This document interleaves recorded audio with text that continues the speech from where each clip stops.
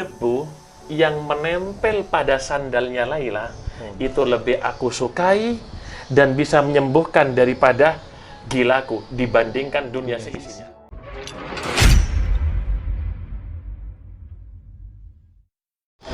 Assalamualaikum warahmatullahi wabarakatuh. Kembali lagi kita ke channel kesayangan kita, Ajiat Official. Ajiat punya cerita. Kali ini kita bersama tuan guru kita Al-Habib Khalid Al-Madhij di Nguling, Pasuruan, Jawa Timur. Alhamdulillah kita bisa silaturahim ke tempat kediaman beliau. Assalamualaikum warahmatullahi wabarakatuh. Waalaikumsalam warahmatullahi Gimana wabarakatuh. kabar antum, Bib? Sehat? Alhamdulillah baik, lama kesini. Masya Allah, udah hampir setahun, Bib. Iya. Gara-gara corona. Tapi alhamdulillah antum sehat ya, Bib? Sehat, alhamdulillah. Masya Allah. Sahabat Ajiat sekalian, kita kali ini kita akan ngobrol santai sama guru kita Habib Khalid Al-Madhij. Satu tema yang sangat penting yang banyak dirasakan oleh teman-teman semua di sana tentang cinta. Wah, menarik banget nih kayaknya nih, Beb ya. Gimana, Beb, hakikat cinta itu sebenarnya, Beb? Hakikat daripada cinta itu sebagaimana diceritakan oleh Waliullah Al-Kandahlawi dalam percintaan Qais dan Laila. Masya Allah. Kalau biasanya di Eropa atau di Barat itu ada cinta, ada percintaan yang sangat romantis, yaitu Romeo dan Juliet. Dalam Islam itu juga ada yang terkenal sekali cerita percintaan yang sangat romantis, yaitu Qais dan Laila. Betul. Qais dan Laila ini sebenarnya sepupu.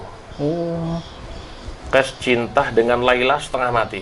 Masya Allah. Tapi ayah daripada Laila ini menjauhkan si Qais daripada Laila. Jangan sampai mendekat. Nah, dalam satu syair yang terkenal, marartu ala diyar diyaro Laila, uqabbilu dal jidar wa dal jidaro. Masya Wa Allah. ma hubbud diyari syaghafna qalbi, walakin hubbu man sakana diyar. Marartu ala diyar diyaro Laila. Suatu saat aku melewati rumah-rumah, dan di situ ada rumah daripada Laila. Masya Allah.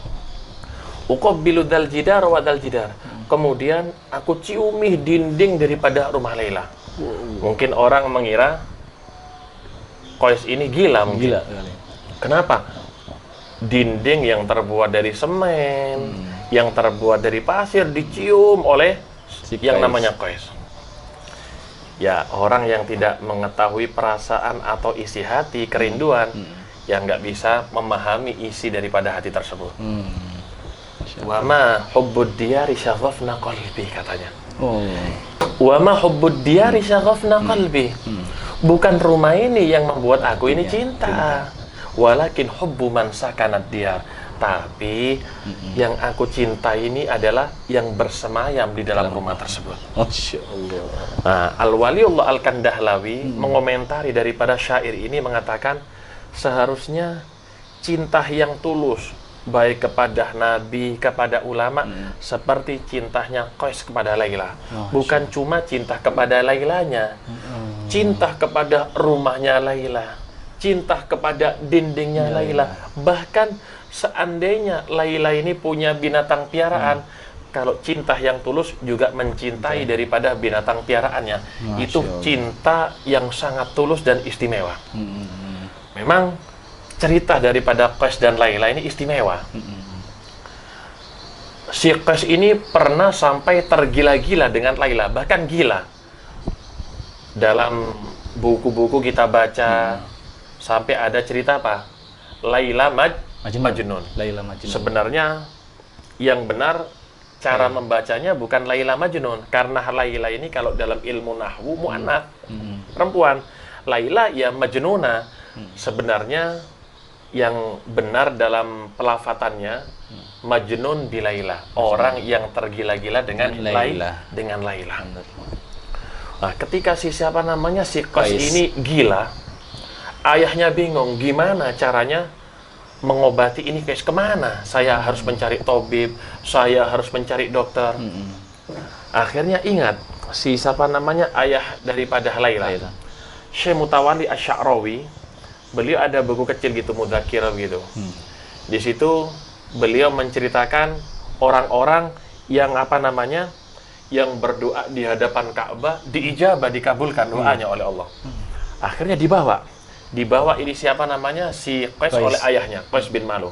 Ayahnya namanya Malu. Dibawa ini si Qais oleh ayahnya yang bernama Malu ke hadapan Ka'bah. Didoakan ini Qais oleh ayahnya di situ. Subhanallah.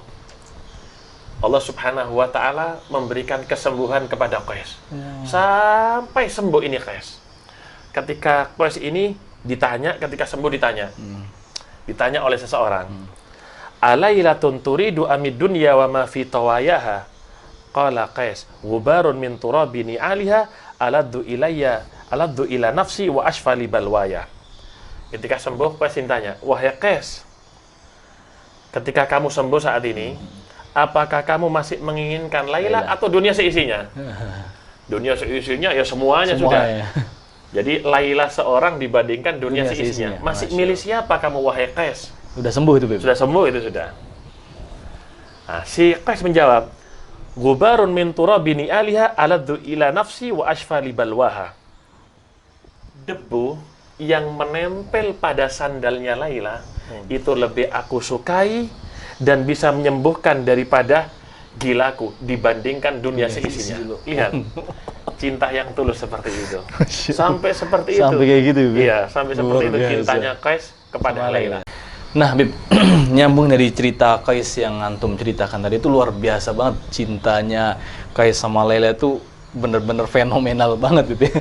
Sampai debu yang menempel di sendalnya itu lebih bisa menyembuhkan dia daripada dunia seisinya. Makanya, kalau dia lebih mencintai debu yang nempel di sendalnya daripada Laila, itu cinta kepada manusia biasa. Gimana orang yang cinta kepada Nabi Muhammad? Allahumma shalli ala Muhammad.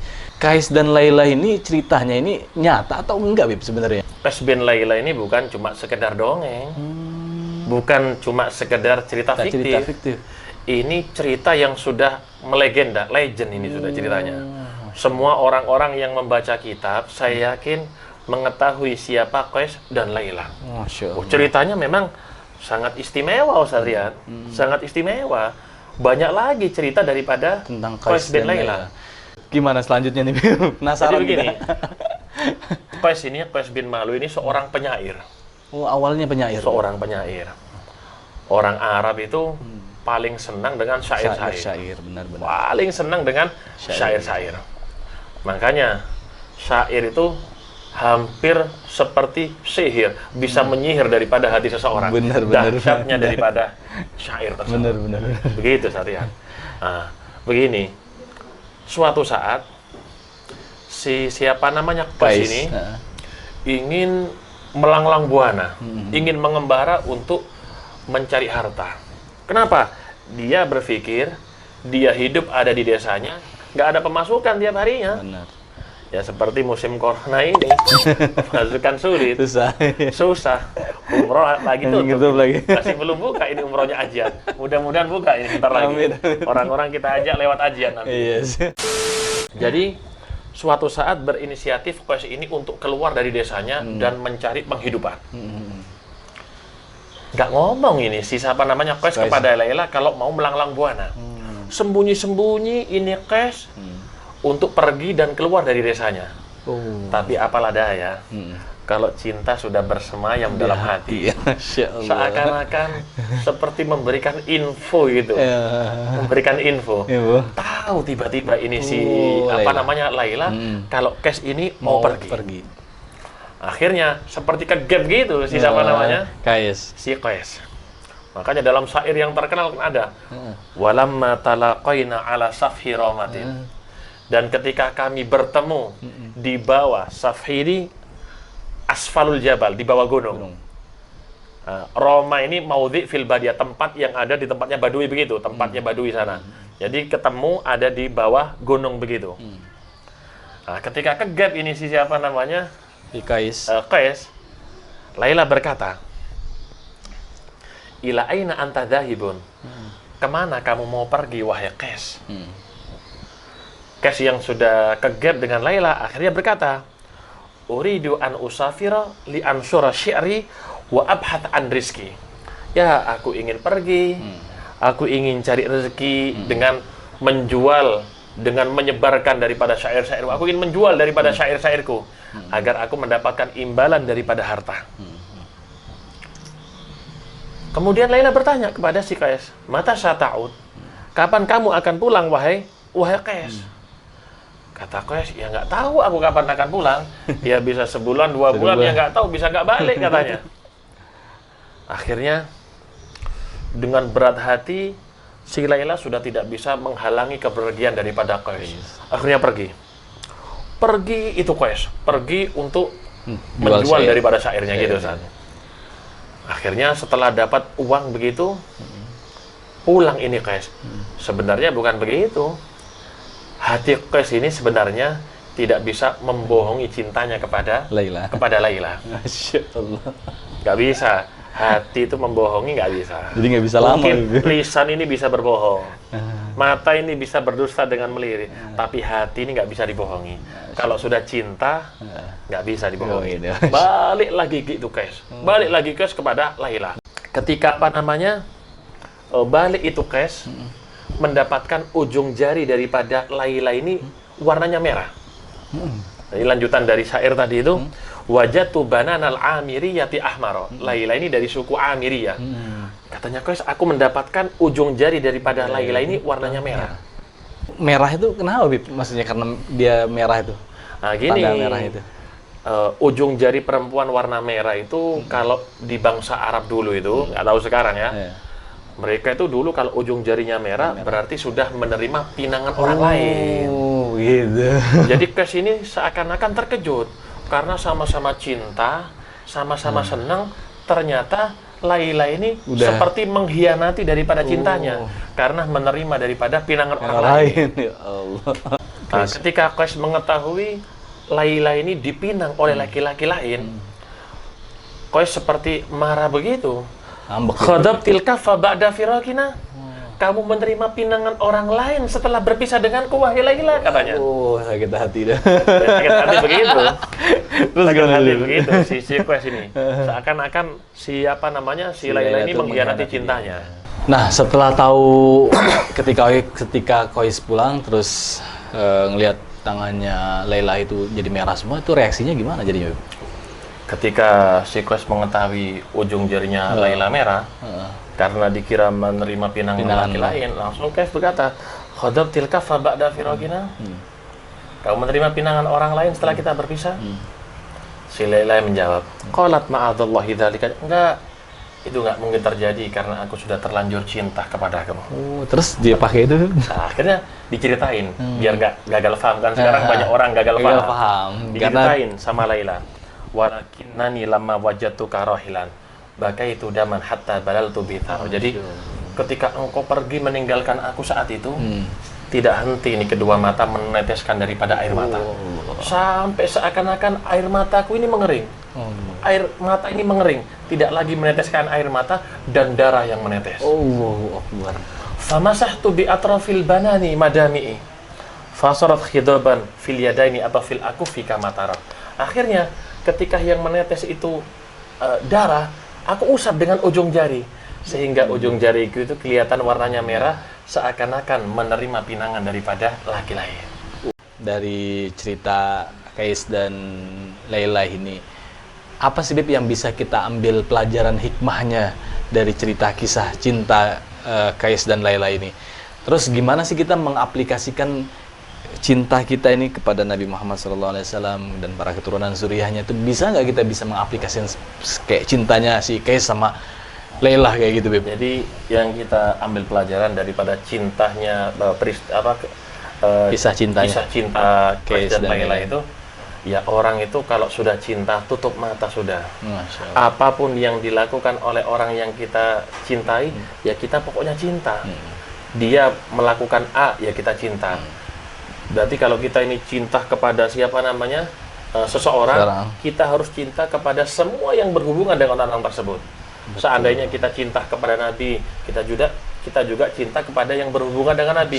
Cinta keluarganya, kita cinta sahabatnya, kita cinta ulamanya, kita cinta semua umat Nabi Muhammad, kita cinta pakaian Nabi, kita cinta akhlaknya Nabi, semua kita cinta. Kalau kita cinta sama Rasulullah, sama Nabi kita, berarti semua yang berkaitan dengan Rasulullah harus kita cintai semua ya, Bebe. Iya, Baik harus dari kita cintai. dari semua perbuatannya, semua sifat-sifatnya dan sebagainya harus kita cintai semua. Iya, harus kita cintai. Dalam Tapi dari mana cinta itu muncul? Dikatakan oleh ulama, biqadril ma'rifah takunul mahabbah. Wa biqadril mahabbah ya'dumu talibul liqa. Dengan kadar kita mengenal, di situ akan tumbuh cinta.